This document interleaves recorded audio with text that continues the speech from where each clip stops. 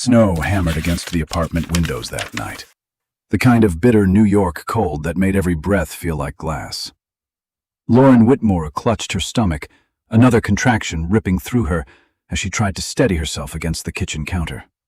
Her iPhone buzzed weakly in her trembling hand, another call to Chase, unanswered. She hit redial. Once. Twice. 17 times. And then her screen flashed a message she never imagined seeing in the middle of labor. Call failed. The person you were trying to reach has blocked you. For a moment, the world went silent. No wind, no sirens from the street below, just the echo of her own disbelief. Chase didn't pick up. He didn't text back. He blocked her, on the day she was bringing their son into the world. Her knees buckled. She slid onto the cold tile floor, clutching the edge of the counter with white knuckles. Her breath hitched, half from pain, half from the gut-punch realization that she was alone. Truly, terrifyingly alone. Across the city, in the glowing warmth of Park Hyatt, New York, Chase Alden was lifting a glass of champagne beside a woman who wasn't his wife. The crystal chandeliers shimmered above him as he laughed at something Ava Sinclair whispered into his ear. He never saw Lauren's desperate calls. He never cared to look. Lauren forced herself up, teeth clenched, tears slipping down her cheeks. Okay, you can do this, she whispered to herself, grabbing her hospital bag. She pressed a hand to her belly as another contraction stabbed through her. But as she reached the door, her strength faltered. She collapsed again, phone dimming beside her, and in that breathless, shaking moment, she whispered something Chase would never hear. "This is the last time I'll ever call you." Outside, a taxi's headlights swept across the snow. Inside, Lauren felt her world fracture, quietly, cleanly, forever. Something had ended, and something far more powerful was about to begin. The world hadn't always been cold for Lauren Whitmore. There was a time when even the grayest New York morning felt warm because Chase Alden stood beside her. Back then, he wasn't a millionaire or a polished man in tailored suits striding down Fifth Avenue. He was just a hungry dreamer with a cracked MacBook Pro, a rented desk in a co-working space, and a smile that made Lauren believe the future could be theirs. They met 6 years earlier at a tiny coffee shop in Brooklyn, both reaching for the same last blueberry muffin. Chase had laughed first, an unguarded, boyish laugh that didn't match the calculated charm he would later perfect. He offered her the muffin. She insisted they split it, and somehow that small compromise became the foundation of everything that followed. Back then, Lauren worked long hours as a junior data analyst. She wasn't rich, wasn't glamorous, but she had stability, something Chase admired deeply. He used to say, "You're the calm in my chaos, Laur." And she believed him. She believed him when he promised he'd never let success change the way he looked at her. When Chase's startup began to grow, she was the one who stayed up with him until 3 a.m., proofreading pitch decks, cooking boxed pasta, rubbing the tension out of his shoulders. She loaned him money from her savings, just enough to keep the company alive during its roughest month. He cried when he hit his first million. She cried with him. Their wedding was small, intimate, 20 people on a rooftop in Queens, fairy lights strung across the railing, Manhattan shimmering like a promise behind them. Chase held her face and said, "I could never do life without you." The sincerity in his eyes then made it impossible to imagine he'd one day turn away from her at her most fragile moment. But somewhere along the way, success wrapped around him like a second skin. The man who once packed her lunches and kissed her forehead before work slowly transformed into someone who spent more nights at sleek midtown lounges than at home. Decisions became sharper, colder. Messages grew shorter. His laughter changed, too. No longer soft and boyish, but performative, calculated. Lauren saw the distance forming, but she kept believing the man she married was still in there, somewhere. She just didn't know that the version of him she loved was already gone. Ava Sinclair didn't enter Chase Alden's life like a storm. She slipped in quietly, like a draft under a locked door, easy to ignore at first, until the cold finally settled into the bones. She joined his company during a period when Chase was building his public image, a time when he needed someone polished, sharp, and able to charm investors before he even opened his mouth. Ava was all of those things, strategic, poised, and frighteningly intuitive. Lauren first met her at a company holiday mixer. Ava approached with a flawless smile, her red dress a shade too bold for the event, but no one seemed to mind because she wore it with unwavering confidence. She shook Lauren's hand with both of hers, as if they were old friends. "So nice to finally meet the woman who keeps Chase grounded," Ava said, voice warm, sweet, almost too sweet. Lauren tried to brush off the uncomfortable twist in her stomach. She had met plenty of confident women before, but something in Ava's eyes, sharp, assessing, lingering a little too long on Lauren's wedding ring, felt like a warning she didn't yet understand. Chase didn't notice. If anything, he seemed energized around Ava, laughing louder, talking faster, glowing under her attention. Ava praised his ideas, amplified his presence, whispered just one more thing into his ear between conversations. Lauren watched the shift happen in real time, Chase straightening his jacket, adjusting his posture, trying subtly to match Ava's polished aura. After that night, Ava appeared everywhere. Late-night meetings, early morning strategy sessions, PR events where Chase insisted Lauren didn't need to attend because she was getting too tired with the pregnancy. At first, Lauren believed him. She wanted to. Pregnancy had drained her energy, and Chase always framed his requests as concern. But soon, the little things multiplied. Chase started hiding his phone, turning away when texting, spending nights at the office, but coming home smelling faintly of a perfume Lauren didn't recognize, something floral and expensive. Still, the betrayal wasn't obvious yet. What made Ava dangerous wasn't bold cheating, it was subtle manipulation. She began sending Chase carefully crafted reports, painting Lauren as stressed, emotional, overly sensitive.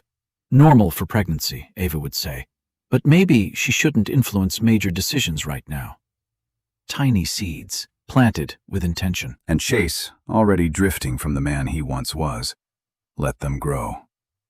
By the time Lauren reached her 7th month of pregnancy, joy had become something she experienced quietly, privately, like a secret she carried in her chest because sharing it no longer felt safe. Chase was always in a meeting, always on deadline, always too busy polishing the life he wanted to present to the world. Meanwhile, Lauren navigated swollen ankles, dizzy spells, and late-night cravings alone in their dimly lit apartment overlooking Astoria. One Saturday morning, she stood in the baby aisle of a Target in Queens, holding a tiny gray onesie between her fingers. It had soft little bear ears on the hood, simple, inexpensive, nothing extravagant. But the moment she touched it, her throat tightened. She imagined Chase beside her, his hand on her back, his excitement matching hers the way it did in those early years. Instead, her phone buzzed with a text from him. "Busy today. Don't wait up." Just 4 words. No heart emoji. No, "How are you feeling?" The distance was no longer just emotional. It was physical, measurable, undeniable. Still, Lauren bought the onesie. She placed it gently in the cart next to a pack of diapers and a small plush fox she couldn't resist. At checkout, the cashier smiled at her belly. "First baby?" Lauren nodded. "Yeah." She forced a smile, but her eyes burned with unshed tears. When she got home, she laid the new items on the bed, her bed, where she slept alone most nights now. She folded the onesie with care, smoothing the fabric as if it were fragile. Around her, the apartment was painfully quiet. No laughter, no soft music, just the hum of the refrigerator and the hollow echo of a life growing emptier by the day. That night, she placed Chase's hand on her belly while he slept beside her for once. The baby kicked gently. She held her breath, waiting for Chase to wake, to smile, to whisper something sweet like he used to. He didn't stir. Lauren turned away, blinking back tears. She whispered into the darkness, "I wish you were here with us. Really here." The baby kicked again, as if answering her. And in that tiny movement, Lauren found comfort. A reminder that even in her loneliness, she wasn't truly alone. But she also felt a cold truth settling in. She was parenting this child long before the baby arrived. The night Chase didn't come home for the first time wasn't marked by a fight or a dramatic exit. It slipped into Lauren's life quietly, the way all devastating things begin. She had made his favorite dinner, lemon chicken, roasted vegetables, and the soft dinner rolls he always asked for. The apartment smelled warm and comforting, a rare contrast to the growing chill between them. At 7 p.m., Chase texted, "Running late, eat without me." At 9 p.m., she called, straight to voicemail. At 11 p.m., her stomach twisted, not from pregnancy, but from the familiar ache of dread. Midnight passed. Outside, the Manhattan skyline glowed in the distance, indifferent to the pain unfolding in a small apartment across the river. Lauren tried distracting herself. She opened her MacBook Air and attempted to work through some data sheets, but the numbers blurred. Her chest felt tight, as if someone were slowly pressing down on her ribs. She checked her phone again. Still nothing. By 1 a.m., worry tangled with something darker. Intuition. That unshakable, bone-deep knowing that every woman recognizes when something in her life has shifted beyond repair. She walked to the bedroom, hand on her belly, whispering, "It's okay, sweetheart. We're okay." But her voice trembled. Finally, at 2:14 a.m., the door clicked open. Chase stepped in, the soft glow from the hallway revealing the truth before he could speak. His shirt was wrinkled, his tie was missing, and faintly, so faintly, Lauren almost questioned her own senses. She recognized a perfume she didn't own. Something floral, expensive, undeniably feminine. She swallowed.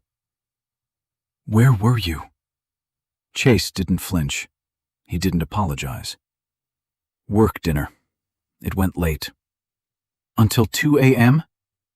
"It happens. Don't start, Lauren. You're too emotional lately." Too emotional. The words sliced through her like a blade.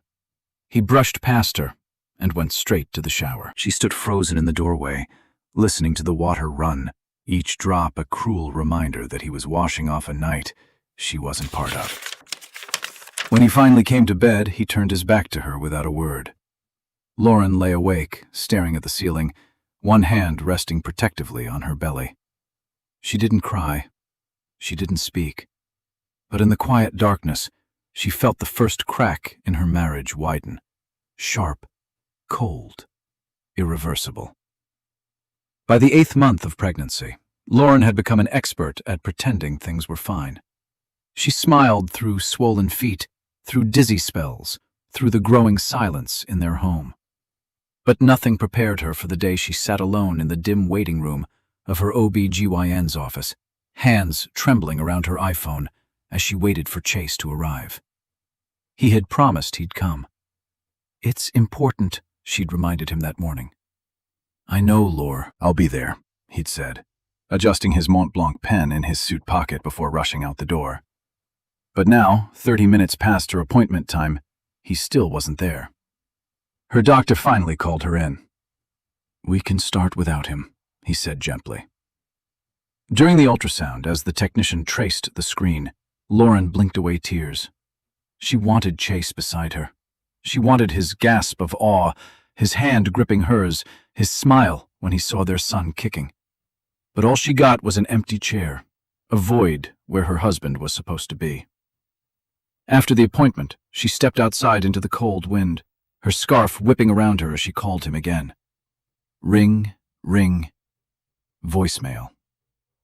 "Hey, it went fine," she whispered into the phone. "I wish you had been there. I really needed you today." An hour later, still no response. That night, Chase finally texted, "Sorry, busy day." How was it? Lauren stared at the screen, feeling a wave of exhaustion wash over her. She typed out a long message, how scared she felt, how the doctor mentioned signs of early labor, how alone she was starting to feel. But then she deleted everything. She simply replied, "It was okay." Chase didn't call. He didn't ask for pictures.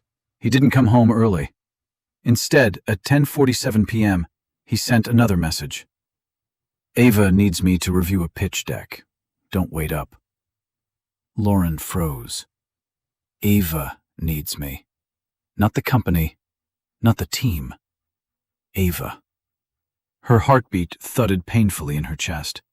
She sank onto the couch, one hand pressed over her belly as the baby kicked softly, like a reminder that she wasn't alone, even if she felt like it. She dialed Chase once more, hoping, begging for him to answer. He didn't. The call rang until it died into silence, taking another piece of her heart with it. By the time Lauren reached 36 weeks, anxiety had become her constant shadow. Every tightening of her abdomen made her wonder if it was beginning, if the baby was coming early. Her doctor had warned her about the signs, told her to avoid stress, told her to rest. But how could she rest when the man she loved was slipping through her fingers like water she couldn't hold? That night, the tension in her body felt different, sharper, deeper, curling into her spine like a warning. She sat on the edge of their bed, one hand rubbing slow circles over her belly. She tried to call Chase, hoping he might come home early for once. He answered on the third ring, voice rushed, distracted. "Lauren, I'm about to walk into a meeting. Can this wait?" Her heart sank. I think something's wrong. My stomach keeps tightening. It feels different tonight." A pause, a sigh. Then, "Lauren, it's Braxton Hicks. You always overreact. Just drink some water and lie down. I'll check in later." She closed her eyes, forcing her voice to stay steady. "I really think, Lauren," he snapped softly. "I can't do this right now." Before she could respond, she heard another voice in the background, soft, feminine, too familiar. Ava, laughing. Lauren's blood ran cold. Chase lowered his voice. "Don't start imagining things. I'm working." The call ended, just like that. Lauren's throat tightened. She placed the phone beside her, breathing through the rising panic. But no amount of deep breaths stopped the sharp, rhythmic pain that began to pulse across her lower abdomen. She tried walking around. She tried lying down. She tried drinking water. Nothing helped. Another contraction hit, this one strong enough to bring her to her knees. Her breath hitched. No, not tonight. Not when she was utterly alone. She grabbed her hospital bag and set it by the door, her hands trembling uncontrollably now. She reached for her phone, willing Chase to feel her fear across the city. 1 call, 2 calls, 3. Finally, she sent a text. "I need you. Please." Delivered, not read, not answered. A minute later, another contraction hit so violently it stole her breath. She clutched the doorknob, whispering through gritted teeth, "Please, Chase, I need you this one time." But somewhere across Manhattan, he was already slipping away. Ava Sinclair had a talent for timing, specifically for choosing the exact moment when Chase was most vulnerable to her influence. And tonight, as the city lights shimmered against the glass walls of the Park Hyatt's ballroom, she saw her moment. Chase's phone buzzed on the table beside their champagne glasses. He glanced at the screen. Lauren, again. His jaw tensed. Ava leaned closer, her perfume, something expensive and deliberately understated, drifting toward him like a soft trap. "Another call?" she asked, voice smooth as silk. Chase rubbed his temples. She's being dramatic. Pregnancy hormones. Ava offered a sympathetic smile, one she had practiced to perfection. I'm sure she's fine. You know how anxiety gets when women are close to their due date. It was the kind of sentence crafted to sound supportive while planting doubt. And it worked. Chase exhaled, shoulders dropping. His phone buzzed again. A message this time. Ava's eyes flickered to the screen. I need you. Please. She hid her satisfaction behind a delicate sip of champagne. Chase, she murmured, placing a light hand on his arm. You cannot keep letting personal things pull you away. Not tonight. Not with investors watching. Your company needs stability. You need stability. It was manipulation masked as concern. Chase hesitated, phone still in his hand. For a split second, guilt flickered across his face. Ava saw it and extinguished it instantly. Come, she said softly. Let's review the pitch deck before the presentation. You owe it to yourself. And then, like fate aligning with cruelty, Chase's phone vibrated with another call. Lauren. He stared at the screen, frustration boiling over. Ava tilted her head, voice barely above a whisper. You deserve peace, Chase. He exhaled sharply, and with one swipe, he blocked his wife's number. Ava's smile didn't reach her eyes, but it didn't need to. She had exactly what she wanted. Complete access to Chase, with Lauren pushed quietly out of the frame. Good, Ava whispered. Now you can focus.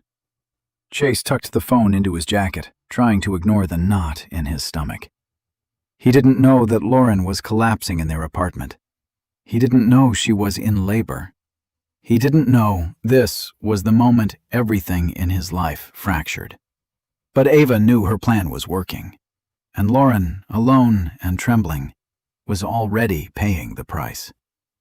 Lauren didn't feel the moment her water broke, not at first. She only felt the sudden warmth, the shock, the instinctive terror rushing through her veins. She gripped the edge of the counter, her breath hitching as another contraction tore through her body. Okay, breathe, she whispered, though her voice cracked. She reached for her phone with trembling hands. Call Chase. He'll come. He has to come. Her thumb hit his name. Call failed. She tried again. Call failed. Her heart hammered. She blinked hard, refusing to believe what the screen was telling her. One more time. The person you are trying to reach has blocked you. Blocked. Blocked by her own husband, on the night she needed him more than ever. A sob escaped her, raw and strangled. She slid to the floor, clutching her belly as the baby pressed downward, her body urging her forward into labor, with or without support. Tears blurred her vision as she whispered, Please, Chase. Please don't do this. But Chase wasn't there. He wasn't even reachable. Across Manhattan, he was stepping out of the Park Hyatt, snowflakes clinging to his coat, while Ava looped her arm through his. She didn't need to say anything. She had already said enough. Every seed of doubt she planted had grown roots. Inside his Mercedes S-Class, Chase finally opened his phone, not to check on Lauren, but to silence the buzzing notifications for good. He scrolled through the call log. 17 missed calls. He frowned. What does she want at a night like this? He muttered. Ava leaned in. She knows you're trying to focus. She shouldn't be interrupting you during a critical event. Chase sighed heavily, shoulders slumping. You're right. I can't deal with this tonight. He deleted the missed calls. Meanwhile, Lauren crawled toward the front door, sweat dripping down her temples. Each breath was a battle. She clung to the doorknob, vision tunneling, whispering apologies to her unborn son for not being stronger. She dialed 911 with shaking fingers. When the operator's calm voice answered, Lauren finally broke. I'm in labor. I'm alone. Please, send someone. Snowstorm winds howled outside as paramedics rushed to her address. And somewhere across the city, Chase laughed at something Ava said, completely unaware that his final goodbye had already begun. Lauren didn't remember the elevator ride, only the blur of fluorescent lights as paramedics rushed her into NYU Langone Hospital. Her contractions were coming fast, too fast, and panic clung to her like a second skin. She clutched the straps of the gurney, gasping as another wave of pain rolled through her. "Deep breaths, ma'am. You're doing great," one paramedic said. She wasn't. She was terrified and alone. Inside the delivery room, machines beeped steadily, casting sharp reflections against the sterile white walls. The nurses moved with calm efficiency, but every time the door opened, Lauren's eyes darted toward it, praying Chase would burst through, breathless and apologetic. He didn't. A contraction slammed into her, ripping a cry from her throat. A nurse squeezed her hand. "You're at 7 centimeters. It's happening quickly." Lauren nodded weakly, wiping tears with the back of her hand. "Can someone call my husband?" she whispered. The nurse took her phone, dialed the number. The automated message echoed like a cruel verdict. "This number has blocked you." The nurse froze. "Oh, honey." Lauren turned her face away, humiliation burning under her skin. She didn't want pity, not now, yet pity filled the room like a heavy fog. Moments later, a new figure entered, Dr. Mason Hale. His presence steadied the air immediately. He scanned Lauren's chart, then looked at her with warm, steady eyes. "Lauren, you're safe. I'm here now. We'll get you through this." Something about his voice anchored her. Maybe it was the quiet certainty. Maybe it was the way he didn't look at her with judgment, only compassion. The hours blurred. Lauren's cries echoed against the sterile walls, her fingers gripping the rails of the bed until her knuckles went white. Sweat drenched her hairline. Breath after breath tore from her lungs. Through it all, Mason stayed close. "You're strong," he said softly. "Your baby is strong. You're not alone." Finally, after what felt like a lifetime, a piercing infant cry filled the room. Lauren's body shook with sobs as Mason lifted her son gently, wrapping him in a warm hospital blanket before placing him in her trembling arms. A tiny face, a soft whimper, a life she had brought into the world alone. She kissed his forehead. "Hi, my sweet boy." But beneath the overwhelming love was an ache that hollowed her chest. Chase should have been here.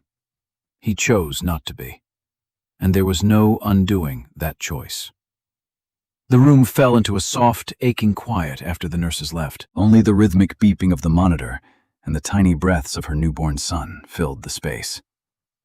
Lauren held him close, inhaling his warmth, memorizing every tiny feature, his button nose, his delicate lashes, the way his fingers curled instinctively around hers. But beneath the overwhelming love was a heaviness in her chest she couldn't shake, a truth she could no longer deny. Chase wasn't coming. Hours had passed since the birth. No calls, no texts, not even a generic message asking if she was all right. The father of her child didn't know, or didn't care enough to know, that their son had entered the world. Lauren blinked through exhaustion as she reached for the bedside table where the hospital had placed her personal items, her phone, still silent, her wallet, and a small notepad she used for baby name ideas. The pen felt heavy in her hand as she opened to a blank page. She hadn't planned to write a letter, but the words poured out anyway. "Chase, I don't know where to begin. Maybe you'll never read this. Maybe you won't care if you do. But tonight, while I held our son for the first time, I realized something I should have seen long ago." Her handwriting wavered as she fought to steady her breath. "I waited for you, through every contraction, through every scream. I waited because I believed that deep down, the man I married still existed." A tear fell onto the paper, blurring the ink. "But you didn't come. And that will never be something I can forget or unfeel." She paused, looking at her sleeping baby, peaceful, trusting. He deserved your presence. I deserved your support. Instead, I labored alone while you blocked my number. Her fingers tightened around the pen. So this isn't anger. It's goodbye. The kind that doesn't need shouting to be final. I hope one day you understand what you lost tonight. She signed it simply, Lauren. When she finished, her heart felt both shattered and strangely lighter. She folded the letter carefully and slipped it into her bag.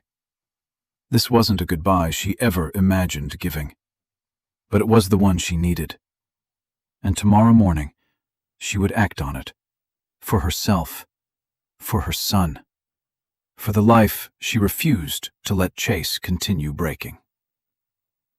While Lauren lay in a dim hospital room, cradling their newborn son against her chest, Chase Alden was stepping into a different world entirely, one drenched in luxury, applause, and the illusion of success. The Park Hyatt's rooftop ballroom glowed under chandeliers imported from Italy, and Manhattan's skyline shimmered like a crown around him. Tonight's fundraiser was everything Chase lived for: attention, influence, and validation. Investors clapped him on the back, praising his latest projections. Cameras flashed. A Wall Street journalist asked for an interview. Chase basked in it all, a glass of aged bourbon in hand, unaware that Lauren was fighting through hours of labor alone. Ava Sinclair hovered near him, offering subtle touches and perfectly timed smiles. "You're owning the room tonight," she whispered. Chase smirked. "Feels like things are finally lining up." If only he knew what was collapsing elsewhere. Halfway through the evening, his phone buzzed. A notification banner appeared at the top of his screen. "Congrats on the new baby! Jason R., CFO." Chase froze. "What?" he muttered under his breath. Ava's eyes flickered with controlled alarm. "Something wrong?" He opened the message. Another text from a board member followed. "Hope Lauren and the little one are healthy. Send pictures." Chase felt his stomach drop, but pride, and Ava, forced him to hide it.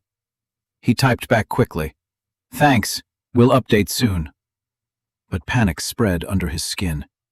He hadn't heard from Lauren. He hadn't checked her messages. He hadn't even tried to.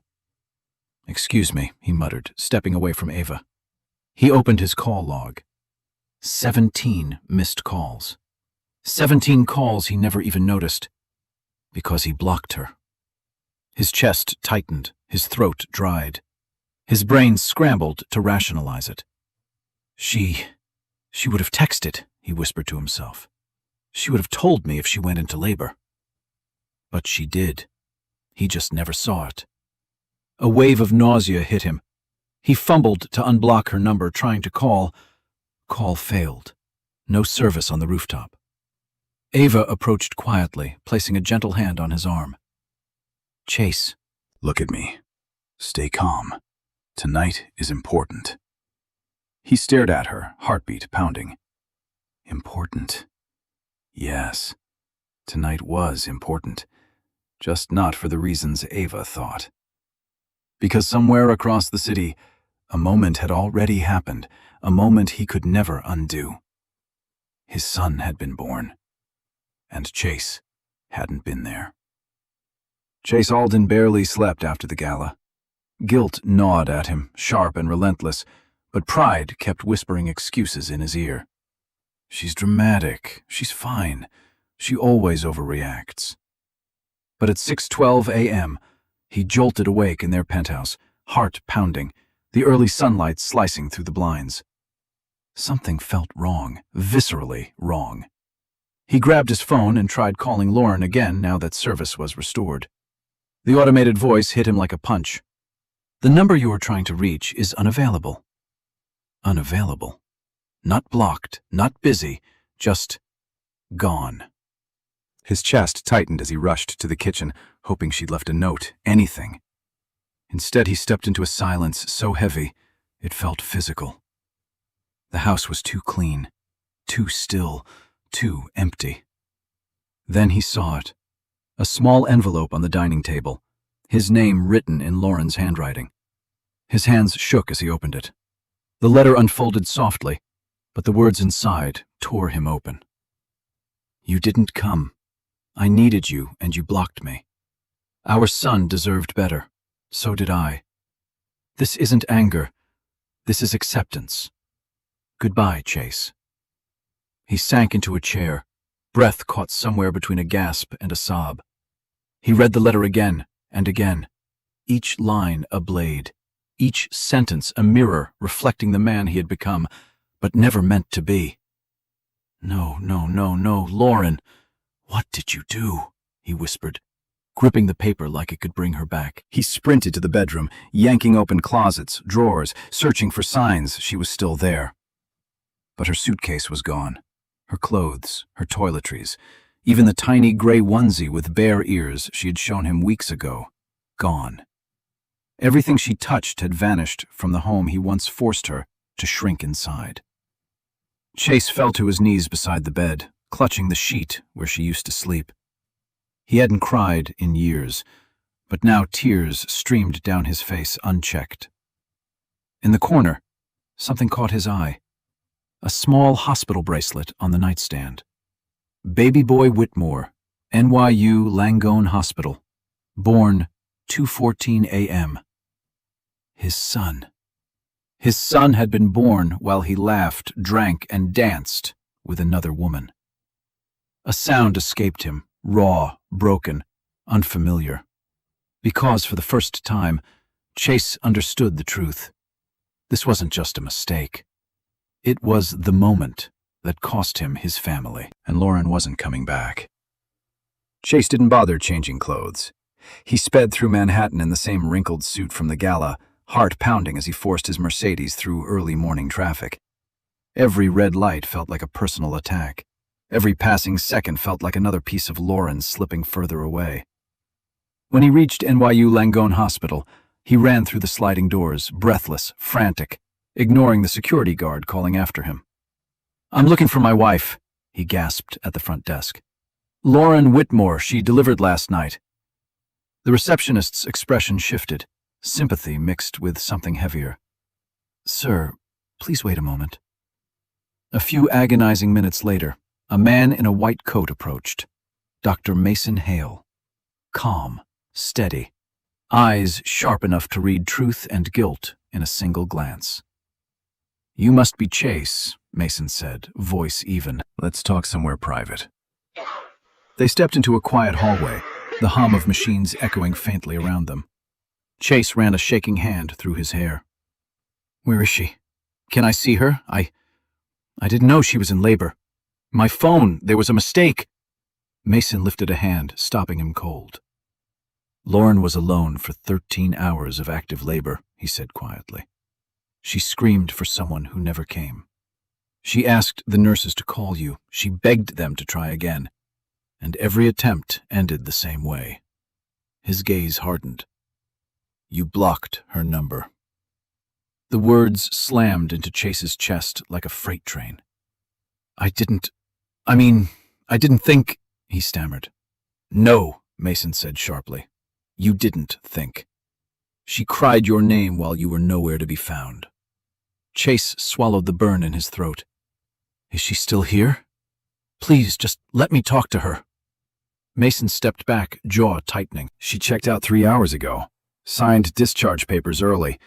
She didn't want you contacted. What? Chase's voice cracked. She left? With the baby? She left with her son, Mason corrected. A son you didn't meet. A son she protected by walking away. Chase felt the hallway tilt. Where did she go? Mason's expression turned unforgiving. If Lauren wants you to know, she'll tell you. Then, with a final blow, you weren't there when she needed you most, Chase. She gave birth alone. Whatever comes next, she doesn't owe you anything. Chase pressed a hand to the wall, breath shaking. For the first time in his life, consequences had a face, and it was Dr. Mason Hale staring back at him. Chase Alden left the hospital with Lauren's letter burning in his pocket, and Dr. Mason Hale's words echoing in his skull. Shame clung to him like a second skin. But when he stepped back into the icy Manhattan air, guilt wasn't the only thing waiting for him. His phone buzzed non-stop. Emails from board members, texts from investors, notifications flooding in. Something was wrong. At first, he ignored them. He just needed to breathe, to think, to not fall apart on the sidewalk. But then a headline flashed across his screen from a financial blog. Alden FinTech faces internal leak. Investor confidence drops overnight. His heart slammed into his ribs. He opened the article. His stomach turned. Confidential projections, strategy documents, risk disclosures, all leaked. His company, the company he'd sacrificed his marriage, his integrity, his family for, was sinking. Chase! He turned. Ava Sinclair hurried toward him, heels clicking against the pavement, face pale beneath her flawless makeup. "We need to talk," she said urgently, grabbing his arm. He yanked it away. "Did you know about this leak?" Ava hesitated too long, and that hesitation told him everything. "You," he whispered. "You did this." "No," she insisted, stepping closer. "I didn't leak anything. But Chase, you have to be smart. If the board thinks you're unstable after tonight, they'll push you out. You need to let me help you manage this." He stared at her, realization dawning like a slow, sickening sunrise. "You're not helping me," he said coldly. "You're positioning yourself." A flicker of panic crossed her face, then vanished behind practiced calm. "Chase, don't make this personal." "Personal?" he repeated, laughter breaking in his throat. "My wife gave birth alone. My son was born while I was—" He couldn't finish the sentence. Ava softened her voice. "Chase, listen. Lauren was holding you back. You need someone who understands this world. Someone who can help you rebuild." But he wasn't listening anymore, because behind Ava, 2 board members from Alden FinTech stepped out of a black SUV, faces stern, expressions unreadable. "Chase," one said, "we need to speak with you, now." Ava crossed her arms, smugness flickering in her eyes. This was her plan, all along. Chase felt the ground shift beneath him. He had lost his wife, he had lost his son, and now his empire was slipping through his fingers. And the woman he trusted most was the one who'd set the fire. Lauren didn't leave the hospital triumphant or angry. She left quietly, wrapped in a softness she hadn't felt in years, an exhaustion mixed with a freedom she didn't yet have words for. Dr. Mason Hale arranged a cab for her, helped her buckle her newborn son into the carrier, and pressed a warm hand to her shoulder. "You're stronger than you think," he said gently. She believed him. For the first time in a very long time. The cab ride to Queens felt surreal. Snow drifted across the bridge as the city lights glowed like distant embers. Lauren held her baby close, breathing in the faint newborn scent that grounded her more than anything ever had. Her new apartment, a small sublet in Astoria, waited for her with second-hand furniture and boxes she hadn't finished unpacking. It wasn't glamorous, it wasn't spacious, but it was hers.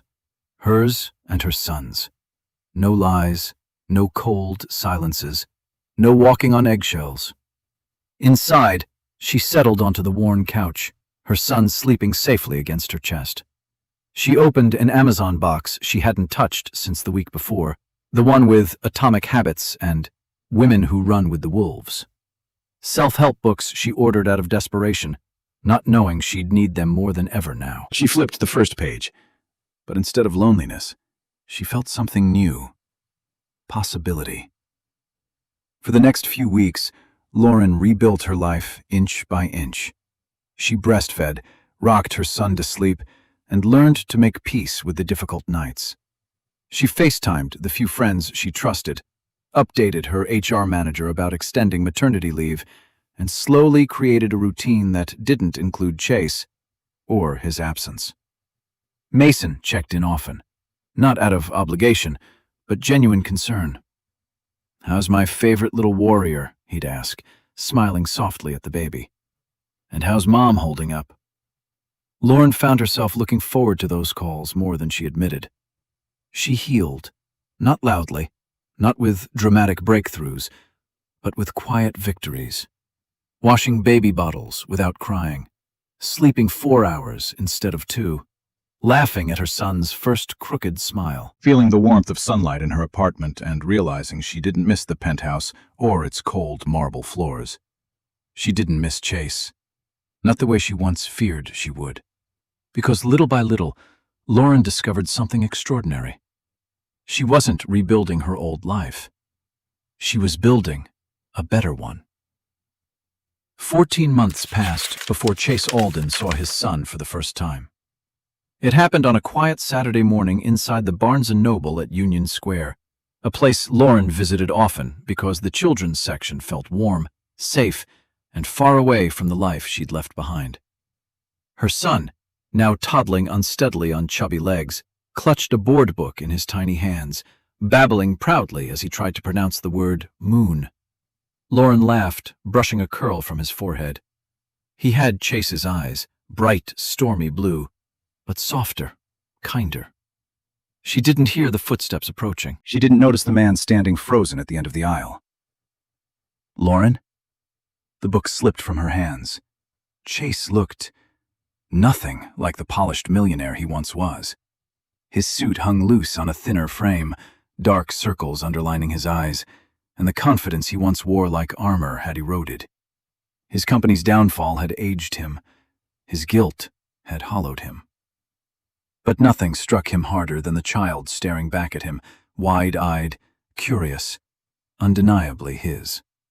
The boy tilted his head, sensing Lauren's tension, and reached for her leg. Chase's breath broke. "Is that—" Lauren lifted her chin. "My son." He flinched at the phrasing. Not our son. Not anymore. "Lauren, please."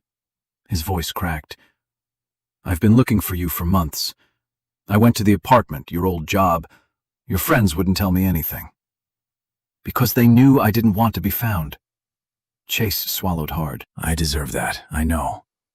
But I need to explain. I was told—" "No," she cut in gently but firmly. "You don't get to blame anyone else." He blinked, shame washing over him. Her son tugged at her sleeve again. "Mama, up!" Chase's knees nearly buckled hearing that word spoken aloud. "Can I?" he whispered, voice trembling. Lauren's heart pulled tight, not with longing, but clarity. "No," she said softly. "Not yet. Maybe not ever. He doesn't know you. He doesn't know the man who left us alone." Chase's eyes brimmed. "Lauren, I'm begging you. Give me a chance to make it right." She shook her head. "Some chances aren't mine to give anymore." And then, from behind, another voice entered the aisle. "Lauren, everything okay?" Dr. Mason Hale stepped beside her, holding 2 coffees and a gentle protectiveness Chase immediately recognized as something he once took for granted. Lauren exhaled, relieved. Chase understood. He wasn't just too late. He had been replaced. Chase Alden had prepared speeches, rehearsed apologies, imagined scenarios where he could somehow redeem himself. But nothing prepared him for standing across from the woman he lost and the man who had stepped in to protect everything Chase had thrown away. Dr. Mason Hale's presence beside Lauren was calm, grounding, steady. He didn't touch her, didn't mark territory. He didn't need to. The ease between them said everything. Lauren wasn't alone anymore. Chase's throat tightened. "So, this is him, Mason." The doctor extended a polite hand. "I'm a friend of Lauren's. Not possessive, not defensive, just factual, yet the truth beneath it was unmistakable. He was the kind of man who showed up. Something Chase never did. Lauren shifted her son on her hip, keeping a slight distance. Not hostility, self-preservation. Chase took a small step forward. Lauren, please, I need you to hear me. She shook her head gently. Chase, not here. My whole world fell apart when you left, he said, voice cracking. The company, the board, Ava betrayed me. Everything I had, everything I built, it all collapsed. Lauren inhaled slowly. I didn't leave to punish you. I left because staying was killing me. Her son fussed softly, sensing the tension. Mason stepped closer, offering his hand to the toddler, who reached for him without hesitation. The trust was instant. Chase felt the blow like a physical hit. That should have been me, he whispered. Lauren's eyes softened, but not with longing, with truth. It could have been, she said. But you weren't there, Chase. Not for me. Not for him. He swallowed hard. I thought I had time to fix things. She shook her head. Some things break quietly. Then one day you realize they can't be repaired. Chase's eyes brimmed with tears he couldn't hide. I don't want to lose you. You already did, she replied gently. Mason placed a reassuring hand on the child's back. Lauren's shoulders relaxed, a subtle sign of the life she rebuilt, the safety she found. Chase saw it then, the final truth. Lauren wasn't angry. She wasn't waiting. She wasn't punishing him. She had simply outgrown the version of him that destroyed her. And in that realization, Chase felt the full weight of his choices, not as regret, but as consequence. The air inside Barnes & Noble felt heavier now, as though the shelves themselves were holding their breath. Chase Alden stood rooted to the spot, eyes fixed on the small family in front of him, Lauren, her son, and Mason. A picture of the life he could have had. The life he'd been too blind to protect. Lauren, Chase whispered, voice breaking. Please, don't walk away from me again. She turned toward him slowly. Her expression wasn't cruel. It wasn't even angry. It was something far harder for Chase to face. Acceptance. Chase, she said softly, I'm not walking away. I walked away a long time ago. Her son reached for Mason's finger again, giggling when Mason wiggled it playfully. The sound sliced through Chase, reminding him of all the laughs he'd missed, all the firsts he'd never seen, all the moments Lauren had carried alone. He forced a breath. I want to be in his life. I want to try. You had chances, Lauren interrupted gently. You had so many. The night I went into labor, the weeks before that, the months before that. Every time I reached out, you turned away. I know, he whispered, chest aching, and I regret it every day. Lauren shifted her son onto her hip, smoothing the toddler's hair. Regret doesn't undo what happened. It doesn't erase the pain, and it doesn't rebuild trust. Chase nodded, tears gathering. Then what do I do? How do I prove I've changed? She looked at him carefully, compassion softening her features. You start by understanding that I don't owe you a chance just because you want one. He blinked, absorbing the blow. But, she continued, I'm not shutting the door forever. I just can't open it right now. Not until you heal. Not until you become someone stable, someone safe, someone our son could count on. Her words were not punishment, they were truth. Mason watched respectfully, stepping forward only when the toddler tugged at him again. Lauren's face eased when she looked at the doctor. Chase saw it. The trust, the warmth, the safety he had long taken for granted. So this is goodbye? Chase asked quietly. Lauren shook her head. No, she said. This is closure. She reached for Mason's hand, not romantically, but with gratitude. and began walking toward the exit.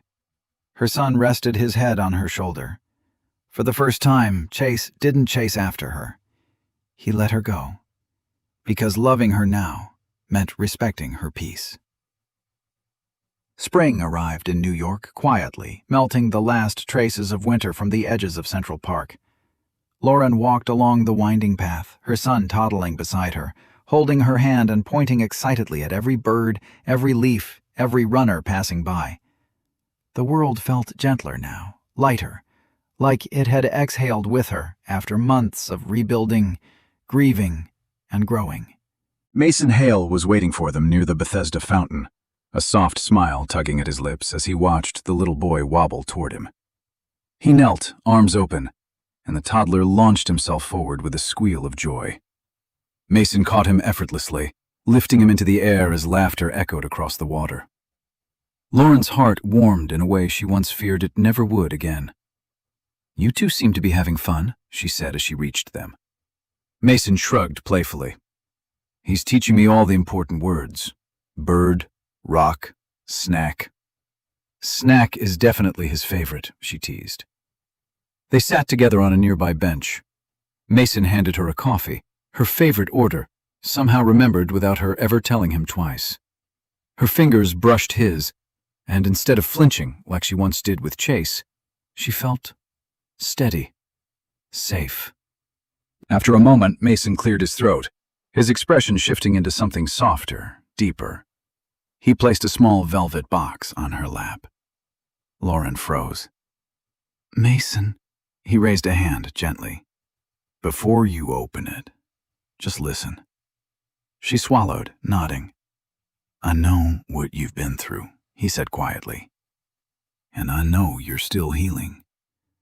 But I also know the strength you've shown, the mother you've become, and the woman you're rediscovering.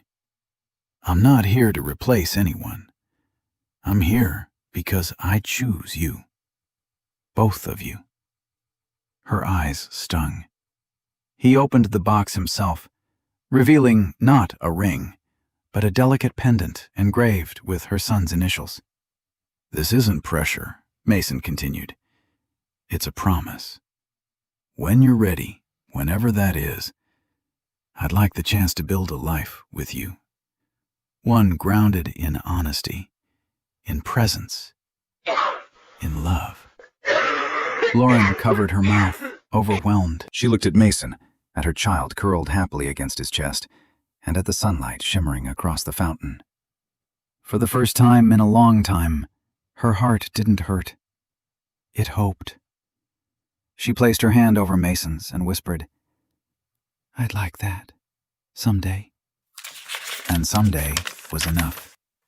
Because Lauren finally had everything she once begged for: love, safety, respect, and a future she didn't have to fear anymore. All right, my wonderful friends, we've come to the end of this emotional story. And if you are still here right now, listening, breathing slowly with me, then something in Lauren's journey must have touched you in a way you didn't expect. Maybe it reminded you of your own strength. Maybe it reminded you of someone you love. Or maybe it reminded you of a moment when you finally chose yourself. Stories like this aren't just drama. They're mirrors. And as Marcus Aurelius once wrote, "You have power over your mind, not outside events." Lauren couldn't change Chase. She couldn't change betrayal, loneliness, or the heartbreak of giving birth alone. But she could change how she rebuilt afterward. And that is the part that belongs to every one of us. Life will hurt. People will fail us. But healing is not about pretending it never happened. It's about rising again with clearer eyes, steadier steps, and a heart that finally chooses peace. So, if this story stayed with you, take a breath, place a hand over your heart, and remember, you deserve the kind of love that shows up, the kind of respect you don't have to beg for, and the kind of future you can walk toward without fear. If this message reached you today, Don't keep it to yourself. Like this video, share it with someone who might need it, and subscribe so you never miss the next story that might just change the way you see your own life. You being here means more than you know, and our journey together is just beginning. This story is a work of fiction created solely for entertainment and emotional reflection. Any resemblance to real people, events, or situations is purely coincidental. The characters, locations, and circumstances are narrative tools designed to explore themes of resilience, healing, and personal transformation. Nothing in this video should be interpreted as factual reporting or real-life claims. Our goal is to encourage reflection, empathy, and meaningful conversation, not to represent actual individuals or documented events. Viewers are invited to interpret the story symbolically and draw inspiration in ways that feel personally helpful. By watching this content, you acknowledge that it is dramatized storytelling meant to uplift, not to misinform. If you enjoy these narrative journeys and the lessons within them, feel free to like, share, and subscribe to support the channel and stay connected with future stories crafted just for you.